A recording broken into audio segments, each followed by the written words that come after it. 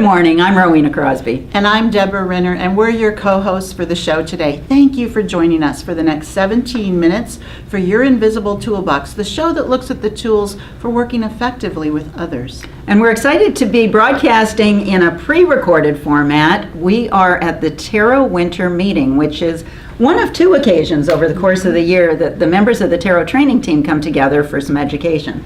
And we're always so thrilled to have them here. You know, it's a common idea that we do all of our training at the Tero Learning Facility.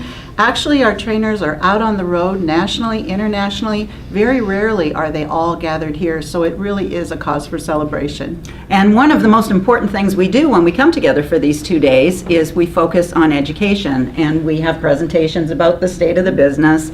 We take a look at changes to curriculum, and we learn about each other and ourselves. And that's actually the focus of our show today. It is, and as you know, we focus on a different tool every week, and this week we're in Chapter 93 of Your Invisible Toolbox, and we're taking a look at the chapter titled, What Makes You Tick? And later in the show, we're going to hear from several members of the Tero training team who are going to share some of their insights reflecting on the year past, 2017, and how that's going to inform them in 2018, the year ahead. And you'll be inspired by what they have to talk about, and that's going to inspire your development challenge. We want you to have a personal return on investment for your time with us today, and your development challenge will have you taking a look at something you can do differently in 2018. So let's get started.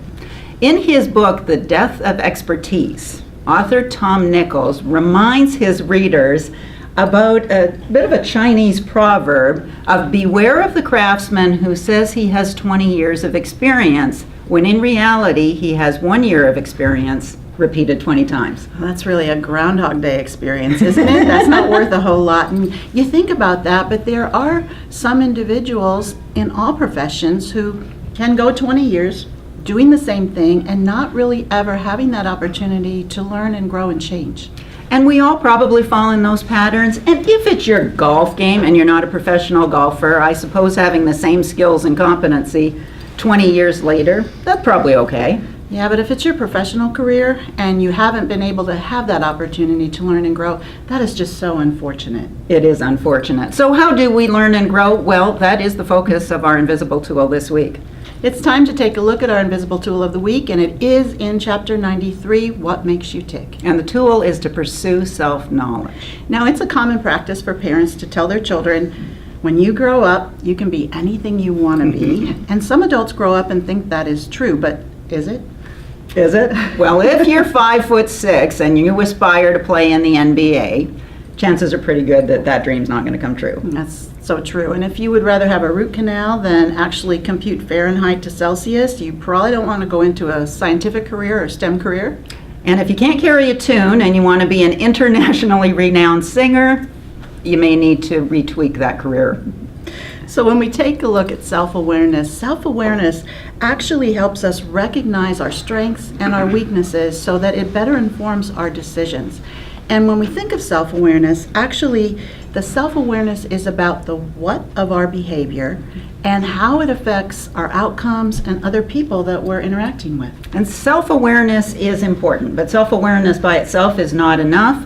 We also need to take a deeper dive into why do we behave the way we do, and that's self-knowledge. And when we think about it, self-awareness and self-knowledge are important in picking the right occupation, but when we think about it, they're actually important every day in terms of what that means to our behaviors and how we can modify our behaviors, which is going to enhance our life.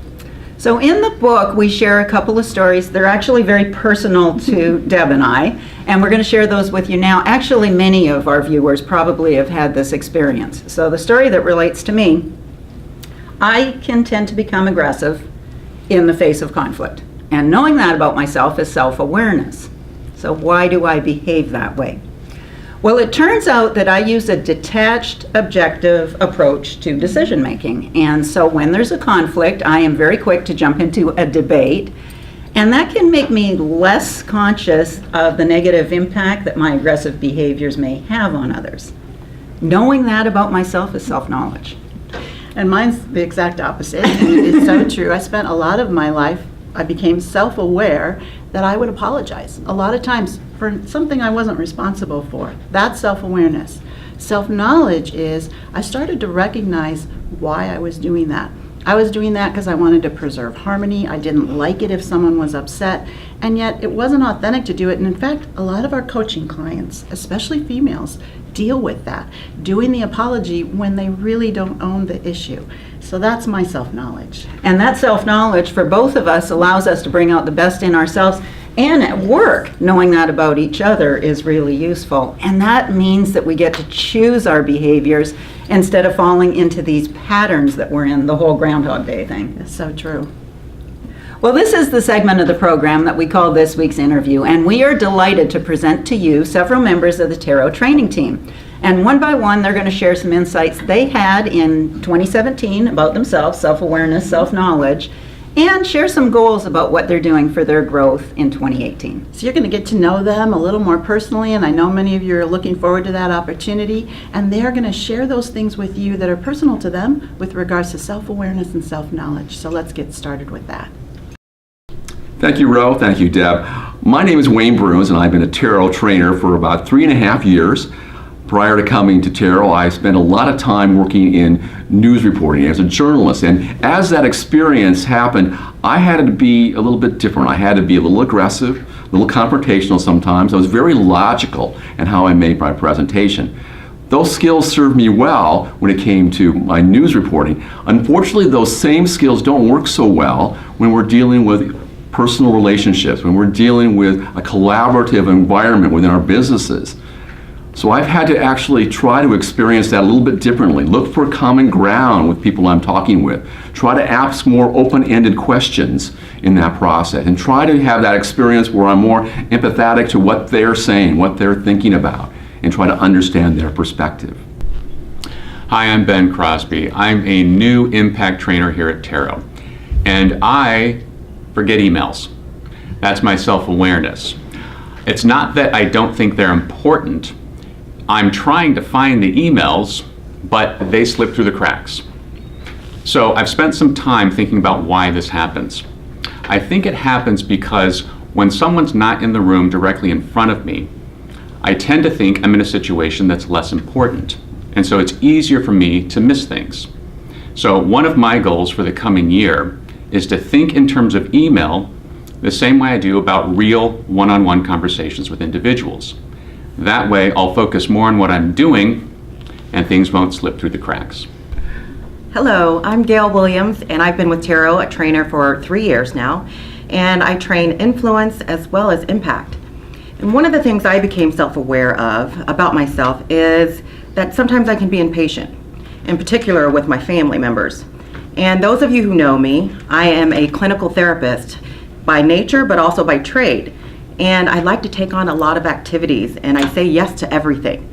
So I started to analyze or psychoanalyze why it is that I'm so impatient at times. And then I realized when I take on a lot of tasks or a lot of duties, that's when I tend to become impatient. It helps me to realize why so that I can start taking some of those things off my plate and then be less impatient, particularly with my family members. Hi, I'm Kyle Hopkins. I'm an impact trainer for coming up to 2 years now. And I've lived many years in cultures with high context. And as a result, I never liked having difficult conversations. Now, I thought I was cured of this when I became the leader of an HR department. I was responsible for all terminations. It turns out it was a lot like the runner who runs a 5K and says, that's good, I can do that, I'm done. And I head back to the couch and don't do anything. What I want to work on this coming year is to not run away from those difficult conversations, and in fact to avoid them if possible by, when I have something I'm anxious about, to voice it to the right person. In fact, just this morning I was on a call and I said, you know what, I'm feeling some anxiety about this challenge that we'll be facing. And that way, I have the tools for difficult conversations, but I also am not putting it off, and I'm setting myself up for greater success. Hello, my name is Carlos Alvarez. I've been with Tero for 17 years. Impact is the workshop that I've been in. One of the things that I've been aware of myself is that with change, constant change, part of that is learning something new. What I've realized when I've tried to learn something new, I'm out of my comfort zone, I get stressed. And the way that I get stressed is I take it out on others. I'm not as gregarious as I usually am when I'm in that uncomfortable zone. What I've realized is I've learned to embrace the uncomfortableness, because I know that embracing the uncomfortableness, being out of my comfort zone, will help me get to my goal. I'm realizing this, and it helps me interact with others so that I'm still gregarious, but inside I know I'm going to be going into my uncomfortable zone. I've learned to embrace it. Embrace the uncomfortable zone. It's good for you. Hello, I'm Becky Ruth Green, and I'm a senior lead trainer with Tero starting my 13th year. I am all about the details. I find comfort in making sure every I is dotted, every T is crossed. And people know that I am committed to making sure that with my attention to details, no ball gets dropped. But my affinity for too many details can mean that I get comfortably stuck in the weeds occasionally. My goal this year is to make sure that I can seek opportunities to look above the weeds and see new possibilities. Hi, my name is Maureen Berger, and I'm a trainer with Tero International, and I train the impact and outcome-driven selling curriculums. When I looked at my self-awareness, I realized that I tend to avoid sometimes taking on challenging opportunities when I perceive they don't align with my strengths. When I looked at why I do this and started to realize why that is, I realized that I have a very high standard for myself and for others, which sometimes, and I don't want to let people down, and sometimes I tend to avoid those opportunities. My goal for 2018 is to take on those challenges and literally push myself through when I'm faced with that challenge, to realize that those opportunities can really be a great benefit, not only for myself, but also for others. Well, now it's your turn. This is the segment of the program we call Your Development Challenge, and this is where we challenge you to challenge yourself and maybe break a habit and try something new. So we're going to ask you to reflect back on 2017. What were your accomplishments and successes, and what were the behaviors that led to those? And what were maybe some of the disappointments or the failures that you experienced, and what were the behaviors that led to those? And once you've reflected on those behaviors, then ask yourself why. Why did you behave that way? Find somebody that you know and trust and share that with them. Invite them to share their perspective. We can really learn and grow a lot by the gift of feedback from others. And then make it a plan, as our trainers did, as we talked about. Incorporate this new self-knowledge into 2018 and see what that will do for your professional career and your personal life. Those of you who follow Tero on social media already know that we post useful links many times every day, and right now we're going to feature 2 of them. Our first featured post is to one of the most popular TED Talks of all time. It's called The Power of Vulnerability by Brené Brown. It has more than 7 million views. We encourage you to invest 20 minutes this week and watch that. A link will be posted on all Tero social media platforms today. And we have another one that is a must listen. It's actually an interview that was done with Michael Libby with Becky Ruth Green, who is one of our trainers you just heard from. And she's talking about how personality informs self-knowledge. And so we're going to post that on all Tero social media platforms on Wednesday. Thanks for joining us today. If you missed any portion of the program, or if you'd like to share it with others, you'll find the entire program on Tero's YouTube channel. Tune in again next Monday morning at 9:03 Central, where we will examine another tool in your Invisible Toolbox. And now it's your turn. We do welcome your ideas and suggestions for future shows. You can email your ideas to ideas@yourinvisiblettoolbox.com, and we will incorporate those into upcoming shows. We also invite you to find us out on your favorite social media platform. We're out on all of them. And if you haven't subscribed to Tero's YouTube channel, please do so. That way you'll be alerted to when future shows are going to air. And we'd like to thank Kyle Plummer, who is our cameraman and director, and Rachel Trainham, who is also assisting with this show. And thanks to all of you for joining us, and a big thank you to all of the members of the Tero training team who joined us today. And that's a wrap.